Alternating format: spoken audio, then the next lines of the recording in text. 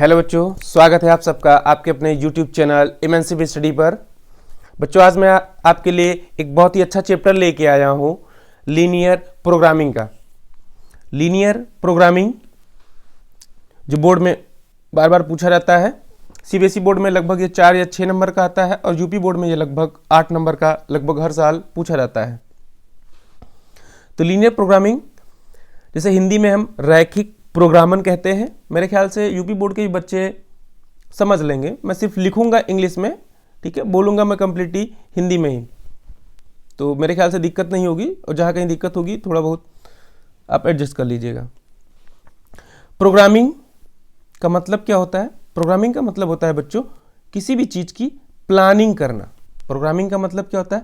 Planning करना। तुम्हें क्या प्लान करना है? हमें प्लान करना है कि कोई चीज़ है, ठीक है, जिसको मैक्सिमाइज करना है और क्या करना है, उसको मिनिमाइज करना है। तो किसको मैक्सिमाइज और मिनिमाइज करना है? मैक्सिमाइजिंग और मिनिमाइजिंग की हमें प्लानिंग करनी है, ठीक है। तो किसको करना है मैक्सिमाइजिंग मिनिमाइजिंग? ठीक है, हमें कुछ इक्वेशंस को करना है। किसको करना है? इक्वेशंस को, या फिर इन इक्वेशंस को करना है, ठीक है। हमें कुछ इक्वेशंस को या फिर इन इक्वेशंस को हमें मैक्सिमाइज या फिर मिनिमाइज करना है। और वो इक्वेशंस या इन इक्वेशंस किस फॉर्म में होंगे? वो इक्वेशंस और इन इक्वेशंस जो होंगे बच्चों, वो होंगे सारे के सारे लीनियर फॉर्म में। किस फॉर्म में होंगे वो? लीनियर, ठीक है। लीनियर फॉर्म, लीनियर फॉर्म आप जानते हैं, जैसे ax plus B Y plus C equal to, ठीक है, ये कौन सा फॉर्म होता है? लीनियर फॉर्म होता है। अब यहीं से ax square plus B Y plus C equal to 0 क्या लीनियर फॉर्म में है? बिल्कुल नहीं, क्योंकि यहाँ पर x की पावर क्या है? 2, ठीक है, इसलिए ये लीनियर फॉर्म में नहीं है। तो ये चैप्टर का मतलब है, ठीक है। इस पूरे चैप्टर में हम क्या करने वाले हैं? कुछ इक्वेशंस और इन इक्वेशंस होते हैं, उनको हम मैक्सिमाइज या मिनिमाइज करेंगे, ठीक है। अब मैं इसका थोड़ा सा और आपको, हम अब इसको अपने थोड़ी सा डेली लाइफ से थोड़ा सा रिलेट करके देखते हैं, ठीक है, जिससे आप और चीज़ों को थोड़ा सा लिंक कर पाओगे। सपोज करिए बच्चों कि आपको एक शॉप खोलनी है, ठीक है, आपको एक शॉप खोलनी है।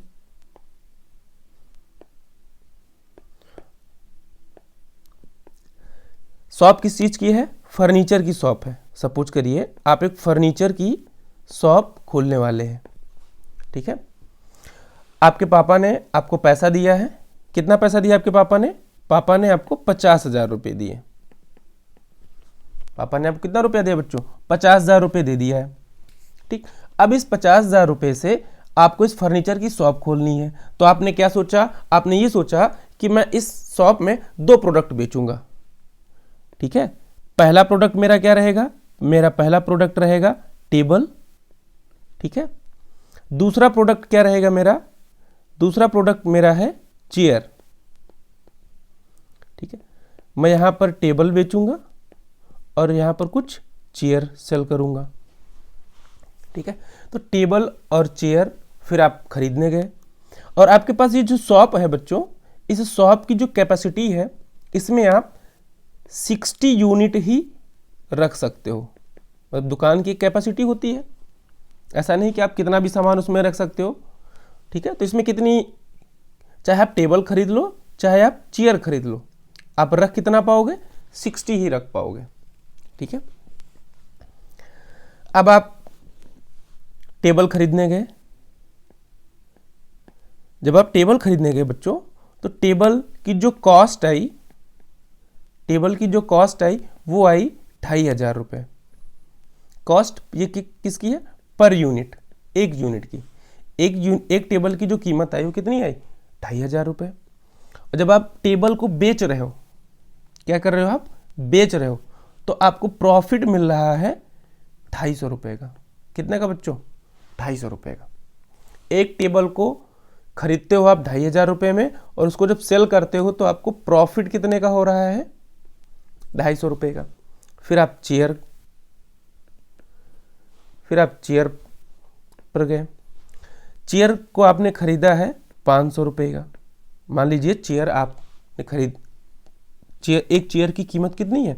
500 रुपये। और एक चेयर को सेल जब आप करते हो तो बच्चों आपको प्रॉफिट हो रहा है 75 रुपये का। कितने रुपए का? 75 रुपये का। ठीक है, तो अब आपको करना क्या है? अब आपको करना बच्चों ये है कि अब आप ये सोचिए, ठीक है, जो कि आपको मिला 50,000 रुपये है, तो आप क्या चाहोगे कि इस 50,000 रुपये से मैं ज़्यादा से ज़्यादा प्रॉफिट कमाऊँ। ठीक है, कि जल्दी जल्दी 55,000, 60,000, 70,000, 1,00,000 रुपये में ज़्यादा से ज़्यादा प्रॉफिट कमा लूँ। ठीक है, तो आप सोचोगे कि मैं टेबल पे मुझे 250 रुपये मिल रहा है, चेयर पे 75 रुपये मिल रहा है, तो अब आपके दिमाग में यह आएगा कि मैं कितनी टेबल खरीदूँ और कितनी चेयर खरीद लूँ। ठीक है, तो कुछ बच्चे ये कहेंगे कि सर ऐसा है, टेबल पे 250 रुपये मिल रहा है, तो ऐसा करते हैं ना, सब की सब टेबल ही खरीद लेते हैं। सब की सब क्या खरीद लेते हैं? टेबल। तो टेबल मैक्सिमम कितनी खरीद पाओगे आप? 60। ठीक है, मैक्सिमम टेबल आप 60 खरीद सकते हो। ठीक है, तो पहले हम देख लेते हैं आपके पास कितना रुपया है। ठीक है, टोटल आपके पास पैसा कितना है? 50,000। अब 50,000 रुपये से आप एक टेबल खरीदो। एक टेबल की कॉस्ट कितनी है? 2,500 रुपये। अब 2,500 रुपये से कितनी टेबल आप खरीद पाओगे? एक, इसको काट दो। ठीक है, 25 और ये 2, कितनी आ जाएंगी? 20 टेबल। मेरे ख्याल से आप 20 टेबल खरीद सकते हो। ठीक है, इसके बाद अगर आपने 20 टेबल खरीदी तो सपोज करो 20 टेबल में आपको प्रॉफिट कितना होगा? जब ये कब है? जब आप ऑल टेबल खरीद रहे हो। ठीक है, प्रॉफिट कितना होगा आपको? प्रॉफिट होगा बच्चों एक टेबल पे 250 रुपये, एक टेबल पे 250 रुपये, तो 20 टेबल खरीदी तो कितना हो जाएगा? 20 से गुणा कर दो आप। ठीक है, 0 0, यानी कि 5,000 रुपये का प्रॉफिट हो। अगर सब की सब आप टेबल खरीद लेते हो तो आपको प्रॉफिट कितना हो रहा है? 5,000 रुपये। अब आप क्या खरीद रहे हैं? चेयर खरीद रहे हैं। अब मान लीजिए आपने, किसी ने बच्चे ने कहा नहीं सर हम चेयर खरीदेंगे तब हमको ज़्यादा प्रॉफिट होगा। देख लेते हैं भाई, 50,000 रुपये है, एक चेयर कितने की है? 500 की। तो देख लेते हैं कितनी चेयर खरीद पाओगे? 1 2 2 काट दो, 5 और ये कितना? 100। तो क्या 100 आया? लेकिन 100 तो आप यहाँ पर रख नहीं सकते। 100 तो रख सकते हो क्या? नहीं, 100 रख नहीं सकते, क्योंकि हमें रखना कितना बच्चों?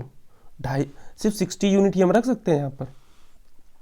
ठीक है, तो हम क्या, यानी कि चेयर अगर हम खरीद रहे हैं तो पूरी चेयर 50,000 रुपये की तो हम 100 चेयर खरीद सकते हैं, लेकिन हमारे पास रखने की जगह ही नहीं है। रखने की जगह कितनी है? 60। तो इसका मतलब हम 60 ही खरीद पाएंगे, 100 का कोई मतलब ही नहीं निकलेगा। तो 60 खरीद पाएंगे। ठीक है, तो 60 चेयर का प्रॉफिट कितना हो जाएगा? 60 चेयर का प्रॉफिट, एक चेयर पर प्रॉफिट कितना हो रहा था बच्चों? 75 रुपये। एक चेयर 75 रुपये हो रहा था, 60 चेयर पे देख लेते हैं कितना आएगा। 0 6 5 जा 30 और 6 7 जा 42 प्लस 3 45। ठीक है, आपको हो रहा है टोटल 4,500 रुपये का प्रॉफिट। ना तो पूरी की पूरी टेबल खरीदो और ना पूरी की पूरी चेयर खरीदो। आप ऐसा करो, चेयर हम 100 खरीद सकते हैं। ठीक है, मतलब चेयर हम ज़्यादा खरीद सकते हैं, तो ऐसा करते हैं हम चेयर खरीद लेते हैं हम 50। ठीक है, और टेबल खरीद लेते हैं हम 10, तब ज़्यादा प्रॉफिट आएगा। चेक कर लेते हैं कितना प्रॉफिट आएगा भाई, चेक करिए। 50 चेयर पे, एक चेयर पे कितना प्रॉफिट है बच्चों? एक चेयर पर प्रॉफिट है 75। तो 50 चेयर पे कितना हो जाएगा? कैलकुलेट करिए। 0 5 5 जा 25 और 5 7 जा 30, 5 प्लस 2 37। आपने टेबल कितनी खरीदी है? 10। एक टेबल पे प्रॉफिट कितना है? 250। ठीक है, तो 10 टेबल पे कितना हो जाएगा? 2,500। 10 टेबल पे कितना हो जाएगा? 2,500। ऐड करो, देखो कितना आ रहा है। ये 50 और 10 हमने क्यों लिया है? 50 10 बच्चों हमने इसलिए है क्योंकि हमारे पास टोटल कैपेसिटी कितनी है? 60 यूनिट है उस शॉप में रखने की। तो हमें जो भी लेना है सबको चेयर और टेबल मिला के आना तो 60 ही चाहिए, 60 से ज़्यादा नहीं हो सकता है। 0 5 7 5 12 3 2 5 1 6 6250 बिल्कुल ये ज़्यादा आया, क्योंकि सारे के सारे हम अब चेक करिए, जब हम टेबल सब की सब खरीद रहे हैं तो कितना आ रहा था प्रॉफिट हमारा 5000। जब हम चेयर खरीद रहे थे सब की सब तो कितना आ रहा था हमारा 4500। फिर 50-10 पे 6250 आ रहा है। फिर कुछ बच्चे और करें नहीं सर ऐसा है, अब 40 आप चेयर ना, आप चेयर 40 लो और टेबल जो है कुछ ऐसे करके बहुत सारे कॉम्बिनेशन आप बना सकते हो। हम चेयर 35 कर सकते हैं, टेबल 15 कर सकते हैं, ठीक है। तो ऐसे बहुत सारे कॉम्बिनेशन आप बना सकते हो, ठीक है। तो ये चीज़ हमें एग्जैक्ट वैल्यू कैसे पता चलेगी, हमें एग्जैक्ट वैल्यू कैसे पता चलेगी कि हम नंबर ऑफ चेयर हमें एग्जैक्टली कितनी चेयर खरीदनी चाहिए और एग्जैक्टली कितनी टेबल खरीदनी चाहिए, ताकि जो भी हमारा आंसर है एग्जैक्ट है, ठीक है। मेरे ख्याल से प्रॉब्लम समझ गए होंगे आप, ठीक है, कि चेयर और टेबल का एग्जैक्ट नंबर क्या होगा जिससे हमारा प्रॉफिट क्या हो, प्रॉफिट क्या होना चाहिए, मैक्सिमम हो। प्रॉफिट क्या हो बच्चों, मैक्सिमम हो। तो बस इस चैप्टर में हम यही प्रॉब्लम हम सीखने वाले हैं, ठीक है, कि हम एक फंक्शन होगा, उस फंक्शन को हम क्या करेंगे बच्चों, मैक्सिमम करेंगे, मतलब मैक्सिमम वैल्यू निकालेंगे, या फिर हम उसकी कौन सी वैल्यू निकालेंगे, मिनिमम वैल्यू निकालेंगे, ठीक है। इसका ये एप्लीकेशन था, ठीक है। तो अब देखते हैं इस चैप्टर में आगे। तो ठीक है, तो सबसे पहले हम देखेंगे, अच्छा जिस चीज को हमें मैक्सिमाइज या मिनिमाइज करना होता है, जिस चीज को आपको मैक्सिमाइज या मिनिमाइज करना होता है उसको हम क्या बोलते हैं, ऑब्जेक्टिव फंक्शन। क्या बोलते हैं, ऑब्जेक्टिव फंक्शन। कई बार डायरेक्ट डेफिनेशन ही पूछ लेते हैं, ठीक है। तो आपको याद रखना ऑब्जेक्टिव फंक्शन क्या है, ठीक है। ये एक ऐसा फंक्शन है जिसको हमें मैक्सिमाइज या मिनिमाइज करना होता है, ठीक है। जिसे हम नॉर्मली डिनोट करते हैं किससे, जेड से। तो इस केस में हमारा क्या था, प्रॉफिट। हमारा क्या है, प्रॉफिट है। प्रॉफिट हमारा क्या है, ऑब्जेक्टिव फंक्शन। अच्छा हम प्रॉफिट निकाले, सपोज करो आपने चेयर, ठीक है, चेयर की आपने एक्स खरीदी है, आपने एक्स चेयर खरीदी है, ठीक है। तो प्रॉफिट आपका क्या हो जाएगा, एक चेयर पे कितना होता था 75, एक चेयर पे 75, तो एक्स चेयर पे कितना हो जाएगा, एक्स इंटू 75। आपने टेबल वाई खरीदी है, तो एक टेबल पे कितना था 250, तो वाई टेबल पे कितना हो जाएगा बच्चों 250 इंटू वाई। तो ये टोटल प्रॉफिट हो जाएगा, टोटल प्रॉफिट हो गया। ये आपका क्या बन गया, ऑब्जेक्टिव फंक्शंस। ये क्या बन गया, ऑब्जेक्टिव फंक्शंस। अब इसके बाद आता है कुछ कांस्टेंट, ठीक है। ऑब्जेक्टिव फंक्शन समझ गए, इसके बाद समझते हैं कांस्टेंट क्या होता है। कांस्टेंट ये होता है, कांस्टेंट कुछ कंडीशंस होती है, कुछ शर्तें। कांस्टेंट को हिंदी में शर्त बोलते हैं। तो शर्त कौन कौन सी है, शर्त ये थी कि जैसे हमारे गोडाउन की जो कैपेसिटी थी वो कितनी थी बच्चों, 60 थी। उस शॉप में हम 60 यूनिट ही रख सकते थे, चाहे हम टेबल रखें या फिर चेयर रखें या फिर अकेले टेबल या अकेले चेयर रखें। तो ये क्या है, हमारी कंडीशन है। मतलब अगर टेबल की हमने x यूनिट खरीदी है, एक मिनट में चेक कर लेता हूँ, नहीं, टेबल की हमने y और चेयर की x खरीदी है। हमने जो माना है, चेयर की हमने x माना है और टेबल की हमने y माना है। तो टेबल और चेयर यानी कि टोटल कितना हो जाएगा, x प्लस वाई। ये आपका 60 के बराबर हो या फिर इससे कम हो, 60 के बराबर हो या फिर इससे कम हो। अच्छा वहां पर जो मैंने लिखा था ना, इक्वेशंस या फिर इनइक्वेशंस, इक्वेशंस या फिर इनइक्वेशंस, इनइक्वेशंस इसीलिए लिखा था क्योंकि यहां पर क्या आएगा, लेस देन या ग्रेटर देन का सिंबल आएगा। आपको पता है x plus Y less than 60 क्या है, ये एक इनइक्वलिटी है जो 11th में पढ़ते हैं। 11th में पूरा चैप्टर है, ठीक है। x plus Y less than equal to 60, इसीलिए वहां पर लिखा गया था। तो ये कंडीशन है, ये कंडीशन 1 है। अब दूसरी कंडीशन क्या है? दूसरी कंडीशन आप लगा सकते हो कि चेयर या तो आप खरीदोगे या तो आप नहीं खरीदोगे, यानी कि और चेयर क्या है? x की वैल्यू या तो आप, अगर आपने खरीदा तो इसका मतलब 0 से कोई संख्या बड़ी होगी, और आपने नहीं खरीदा चेयर तो इसका मतलब x की वैल्यू क्या आ जाएगी? 0, तो बराबर आ जाएगी। ये आपकी दूसरी कंडीशन हो गई। आप तीसरी कंडीशन भी यहां पर ऐड कर सकते हो। टेबल के लिए, टेबल या तो आपने खरीदी है तो इसका मतलब कुछ 1 2 3 4 संख्या होगी, नंबर होगा, तो वो 0 से बड़ा नंबर आएगा। और अगर आपने नहीं खरीदी है तो वो नंबर कितना आ जाएगा? इक्वल टू 0 आ जाएगा। ठीक है, वो क्या आ जाएगा? Equal to 0। ठीक है, इसीलिए आप हमेशा, क्योंकि यहाँ पर हमें नंबर ही ज्ञात करने होंगे, इसीलिए, ठीक है, इसीलिए हमेशा x और y के मान कभी भी नेगेटिव नहीं आते हैं। x और y के मान नेगेटिव नहीं आते हैं। ठीक है, क्योंकि यहां पर हम कंडीशन ही लगा देते हैं, x greater than or equal to 0, y greater than or equal to 0। ठीक है, इन्हें हम कांस्टेंट बोलते हैं। तो ये लीनियर, ये ऑब्जेक्टिव फंक्शंस और ये कांस्टेंट। ठीक है,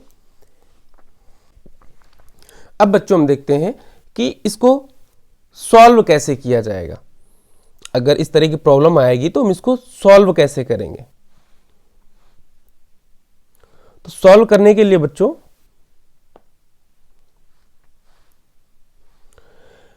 आपको क्या करना होगा? ऑब्जेक्टिव फंक्शन तो हम लिख ही लेंगे। ठीक है, ऑब्जेक्टिव फंक्शन तो हमें मैक्सिमाइज मिनिमाइज करना होगा, वो तो गिवन ही होगा क्वेश्चन में। ठीक है, तो हम क्या करेंगे, जो भी हमारे पास कांस्टेंट दिए गए होते हैं, जो भी हमारे पास बच्चों कांस्टेंट दिए गए हैं, इन कांस्टेंट से हम क्या करते हैं, इन कांस्टेंट का हम ग्राफ पर प्लॉट करते हैं। जैसे कांस्टेंट 1 है, इसको आप प्लॉट कर लोगे। ठीक है, कांस्टेंट 2 है, इसको प्लॉट कर लोगे। कांस्टेंट 3 है, इसको प्लॉट कर लोगे। ठीक है, उसके बाद में सभी कांस्टेंट से आप क्या निकालोगे? आप कॉमन रीजन। क्या निकालोगे आप? Common region. ठीक है, ऐसा रीजन जो सब में हो, जो क्या हो, 1 में भी हो, 2 में भी, 3 4 या जितनी भी कांस्टेंट होती हैं। ठीक है, जैसे मान लीजिए ये हमारा कॉमन रीजन आ रहा है जो सब में है। ठीक है, ठीक है, अब कॉमन रीजन ढूंढेंगे। कॉमन रीजन आपका दो तरीके का हो सकता है।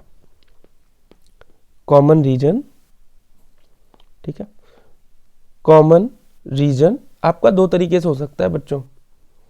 आपका हो सकता है कॉमन रीजन बाउंडेड हो। कॉमन रीजन क्या हो आपका? बाउंडेड। या फिर हो सकता है कॉमन रीजन आपका अनबाउंडेड हो। बाउंडेड का मतलब ऐसे चारों तरफ से ऐसे कुछ घिरा हुआ, ऐसे करके, ठीक है, बंद होगा। अनबाउंडेड का मतलब ऐसे कुछ, ऐसे ओपन टाइप में खुला है, ये क्या होता है? अनबाउंडेड होता है। दो तरीके के रीजन आपको कॉमन मिल सकते हैं। ठीक है, अब बाउंडेड अगर रीजन मिला है बच्चों, तो यहां पर आपको एक पॉइंट ऐसा होगा, एक पॉइंट ऐसा होगा जो मैक्सिमम का होगा, और दूसरा पॉइंट ऐसा होगा जो किसका होगा? ठीक है, मिनिमम। ठीक है,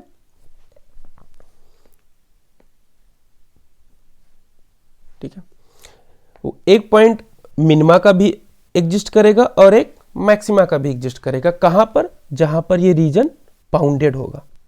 ठीक है, लेकिन अब हमें पॉइंट कैसे पता चलेगा, कौन से वाले पॉइंट है? तो आपको पॉइंट, बस उन पॉइंट पे फोकस करना है जो क्या होते हैं? वर्टिसेस हैं। जैसे वर्टिसेस का कितनी है इसमें? एक ये वर्टिसेस है, दूसरी ये वर्टिस है, तीसरी, चौथी।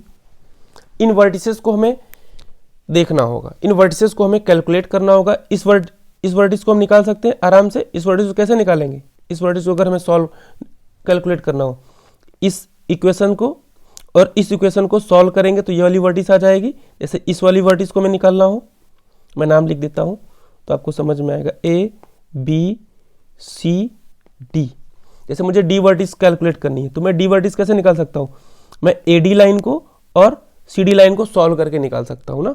दो इक्वेशन को मैं सॉल्व करूंगा तो मुझे डी मिल जाएगा, ठीक है। अब मुझे जैसे सी निकालना हो तो सी कैसे निकलेगा, बी सी और सी डी को सॉल्व करके, बी सी को और सी डी को सॉल्व करके मुझे मिल जाएगा। उसके बाद मान लीजिए मुझे ए निकालना हो तो ए कैसे मिल जाएगा आपको, आप ए बी को और ए डी को सॉल्व कर लीजिए तो आपको ए मिल जाएगा। इस तरह से सारी की सारी वर्टिसेस मिल जाएंगी। अब इन सारी वर्टिसेस पर आप चेक करोगे आप, ठीक है, कि आपका जो जेड फंक्शन है, जेड मतलब ऑब्जेक्टिव फंक्शन, वो उसकी वैल्यू क्या आ रही है, ठीक है। कहां पर, ए पे चेक करोगे, जेड आप बी पे निकालोगे, जेड आप सी पे निकालोगे, जेड आप डी पे निकालोगे, ठीक है। अब इनमें से अगर आप मैक्सिमाइज करना है आपको, तो जिस भी पॉइंट पर मैक्सिमम वैल्यू आ रही होगी, जिस भी पॉइंट पर क्या आ रही होगी, मैक्सिमम वैल्यू, सपोज करिए, ठीक है भाई, Z A, Z B, Z C, Z D में कुछ कोई एक ऐसी वैल्यू तो होगी जो सबसे ज्यादा होगी। मैं कुछ मान लेता हूं, मान लीजिए ये आया आपका, ये मान लीजिए आपका 10 आया, ये आपका मान लीजिए 50, ये मान लीजिए आपका 50 आ रहा है, ये मान लीजिए आपका 40 आ रहा है, ये मान लीजिए आपका 45 आ रहा है। तो मैक्सिमम किस पे आ रहा है, 50 आ रहा है ना। तो बी पॉइंट क्या कहलाएगा आपका, बी पॉइंट कहलाएगा मैक्सिमा का पॉइंट, मतलब सबसे ऑप्टिमल वैल्यू, सबसे optimal value, optimal value, optimal value कौन सी होगी आपकी, ठीक है, बी वाला पॉइंट, ठीक है। अब बाउंडेड रीजन, अब मान लीजिए ये तो बाउंडेड रीजन का हो गया। अब उस रीजन का हम क्या करेंगे, जैसे कि अनबाउंडेड रीजन अगर कभी कॉमन आ गया है तो अनबाउंडेड रीजन पे आपको कॉर्नर देखने हैं। अनबाउंडेड रीजन पे आप कौन से पॉइंट लेने हैं, कॉर्नर, क्योंकि इसमें वर्टिसेस तो होंगी नहीं। वर्टिसेस तो मान लीजिए जैसे एक वर्टिस ये है, दूसरी वर्टिस ये है, ठीक है। तो यहां पर वर्टिस तो है ही, लेकिन वर्टिस के अलावा जो कॉर्नर पॉइंट है इन पर भी हम चेक करेंगे, ठीक है।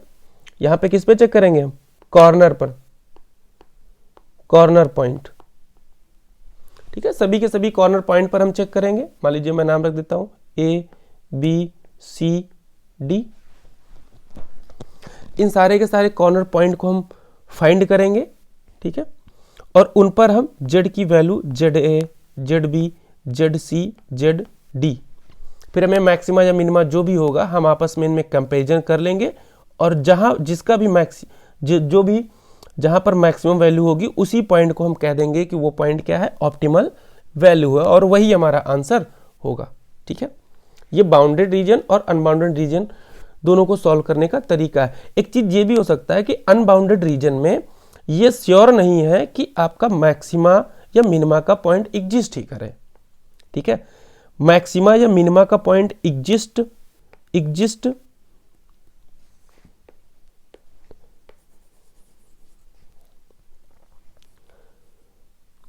मैक्सिमा या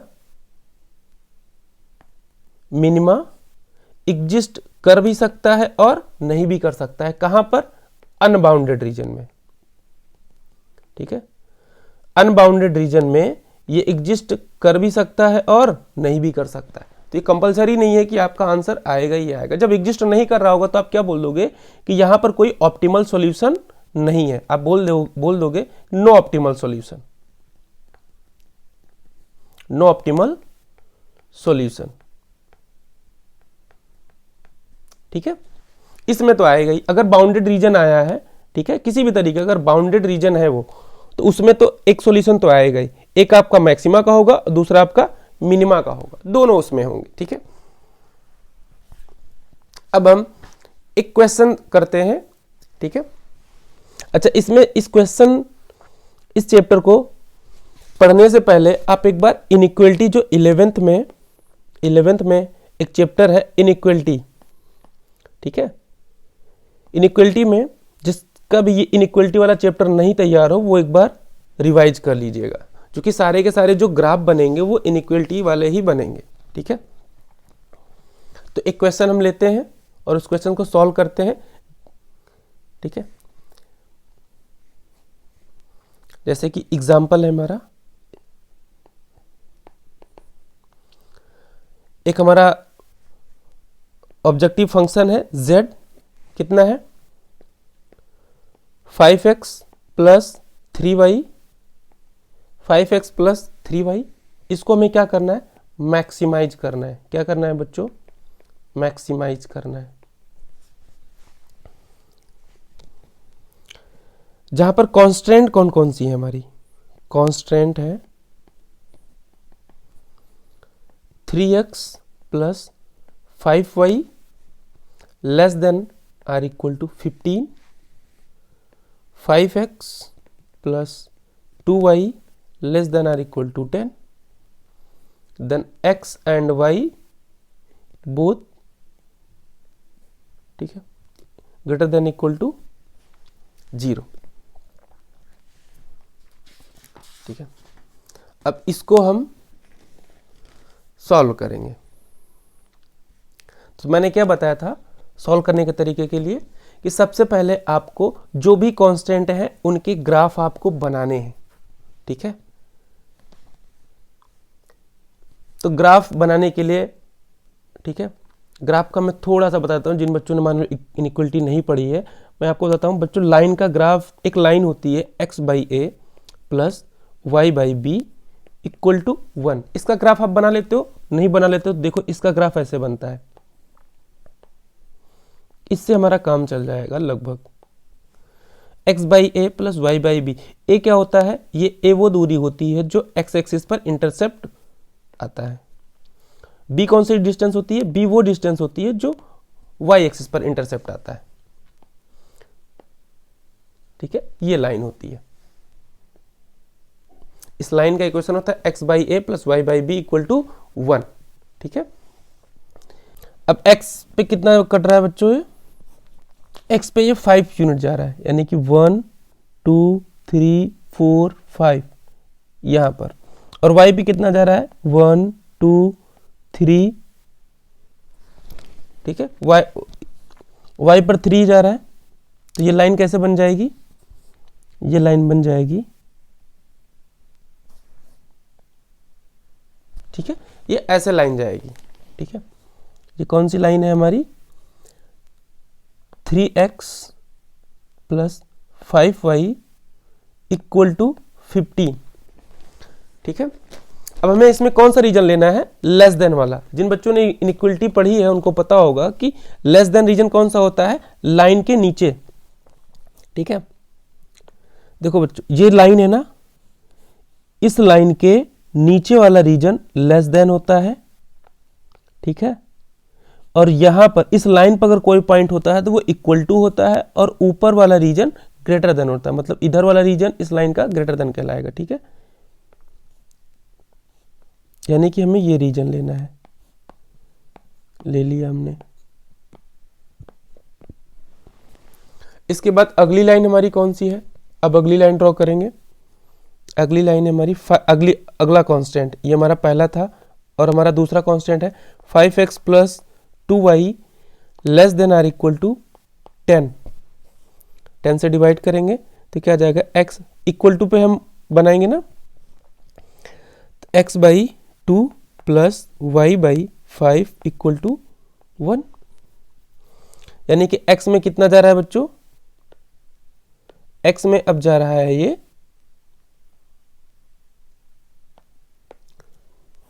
x में जा रहा है 2 यानी कि यहां पर, और y में जा रहा है 5 यानी कि 3 ये है 4 5 यहां पर होगा, ठीक है। इसको हमें मिला देना है, मिला देते हैं।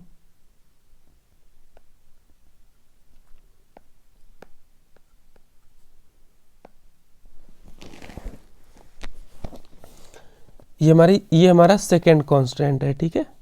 लिखने की जगह नहीं है, मैं इसे 2 लिख दिया मैंने।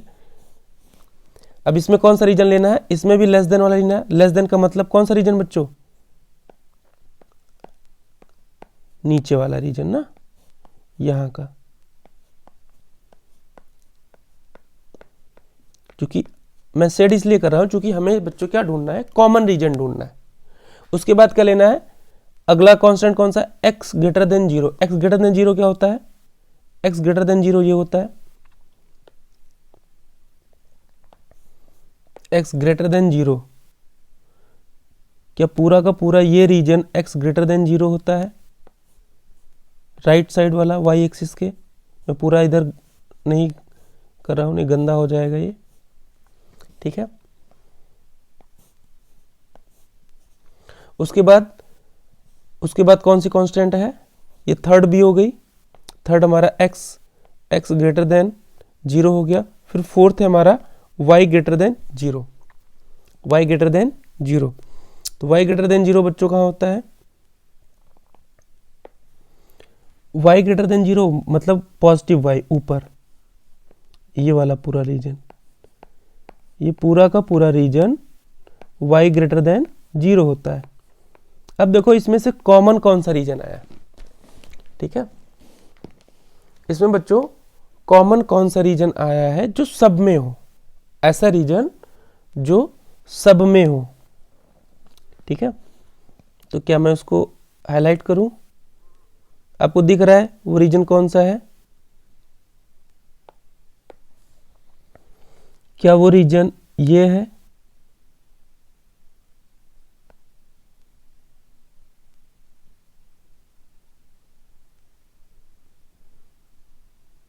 ये रीजन बच्चों सब में आ रहा है, ठीक है। ये ऐसा रीजन है जो सब में आ रहा है, ठीक है। तो ये क्या बाउंडेड रीजन है? बिल्कुल ये बाउंडेड रीजन है ना। अब इसमें से आपको कितने पॉइंट निकालने हैं? अब इसमें से आपको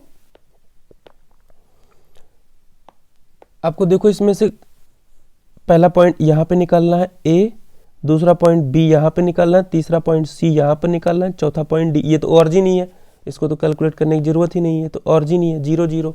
ये भी आसान है। C वाला पॉइंट भी क्या है? C वाला पॉइंट है आपका 2, 0, ठीक है, 2, 0। A भी आपका आसान है, A आपका है 0, 3, चूंकि ये y एक्सिस पर है। B आपका है, ठीक है, B आपको कैलकुलेट करना पड़ेगा, ठीक है। B आपको रेड वाली लाइन यानी कि ये वाला इक्वेशन, और ये ग्रीन वाली लाइन यानी कि ये वाला, ठीक है। 2 कांस्टेंट मतलब 1 और 2, इन दोनों लाइनों को सॉल्व करना पड़ेगा। इन दोनों लाइनों को जब आप सॉल्व करोगे तो आपका आ जाएगा 20/19 x की वैल्यू, और y की वैल्यू आ जाएगी 45/19, ठीक है। आप सॉल्व करके देख लीजिएगा। C आपका पॉइंट कितना है? 2, 0, चूंकि एक्सिस पर ही है, x एक्सिस पर। और D आपका कितना है? ठीक है, D आपका है ऑरिजिन 0, 0, ठीक है। मैंने क्या कहा था? ये हमारे पॉइंट निकला है, सारे के सारे वर्टिसेस निकलने के बाद में अब हम इन सारी वैल्यूज को Z में हम क्या करेंगे? निकालेंगे। यानी कि Z हमारा कितना है, ठीक है। Z बच्चों हमारा कितना है? Z है हमारा, देख लेते हैं एक बार, 5x + 3y। Z हमारा कितना है? 5x + 3y, 5x + 3y। अब मैं A पे निकाल रहा हूं ZA, इसका मतलब मैं x की वैल्यू क्या डालूंगा? 0 A के लिए, और y की वैल्यू क्या डालूंगा मैं? 3, क्योंकि इसका x कोऑर्डिनेट क्या है? 0, y कोऑर्डिनेट क्या है? 3 है। तो 5 × 0 + 3 × 3 कितना आ जाएगा? ये 9 आ जाएगा A पर, ठीक है। 5x + 3y,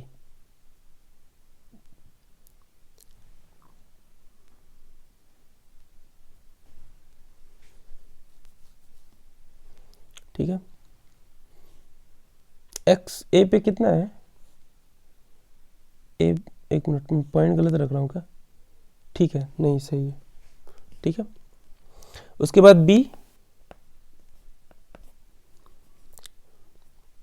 5 × 20/19 x + 3 × 45/19, इसको आप करोगे तो ये आ जाएगा 235/19। C की वैल्यू C डालिए, C पर निकालिए। C पर निकालेंगे तो 5 × 2 + 3 × 0, ये आ जाएगा आपका 10।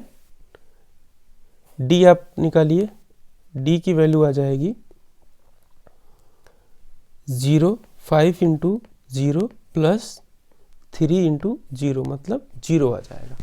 अब देखिए इन सब में सबसे बड़ा कौन सा है, ठीक है,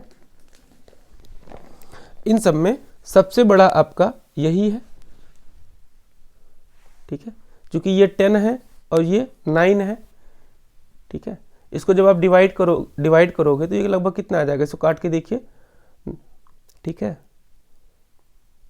1, 4, 5, लगभग ये 14 से ऊपर आएगा, 14 पॉइंट समथिंग, तो ये ऊपर ही जाएगा, यानी कि ये उससे बड़ा है। इसका मतलब हमारा आंसर कौन सा सही है, यानी कि x की वैल्यू हमारी हो जाएगी, यानी हमारा b वाला पॉइंट सही है।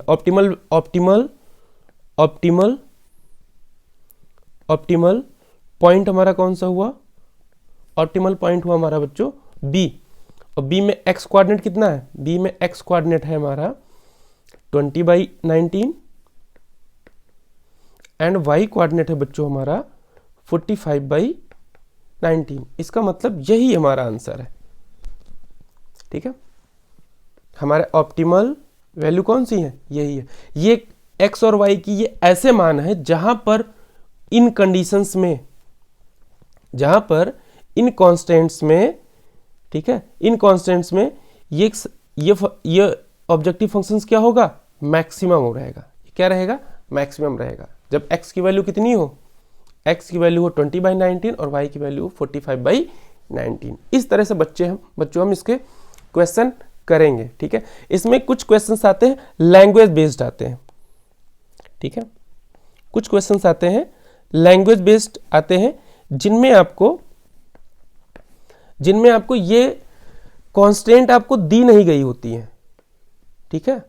जो कांस्टेंट होती हैं ये आपको दी नहीं जाती हैं, वहां पर कांस्टेंट हमें लैंग्वेज से बनानी पड़ती हैं,